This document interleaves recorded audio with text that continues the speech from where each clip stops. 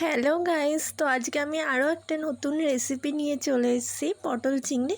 এটা আমি ঠিক একটু অন্যভাবে বানিয়েছিলাম, খেতে খুব ভালোও ছিল আর খুব টেস্টিও ছিল। চলো তো তোমাদের সাথে আমি শেয়ার করি আমি কিভাবে বানিয়েছিলাম।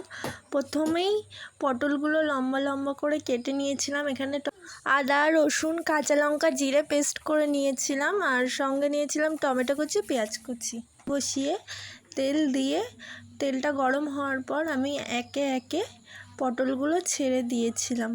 পটলগুলো ছাড়ার পর ওর মধ্যে একটু নুন সামান্য আর হলুদ পরিমাণ মতো দিয়ে দিয়েছিলাম। দেওয়ার পরে পটলগুলো খুব লাল লাল করে ভেজে নিয়েছিলাম। এবারে ওই পটলগুলো তুলে নেওয়ার পর ওই গরম তেলেই আমি পেঁয়াজ কুচি, টমেটো কুচিগুলো ছেড়ে দিয়েছিলাম। ছাড়ার পর কিছুক্ষণ ভালো করে নাড়াচড়া করে নেওয়ার পর ওর মধ্যে পেস্ট করা মশলাটা দিয়ে ভালো করে মাখিয়ে আবার নেড়ে নিয়ে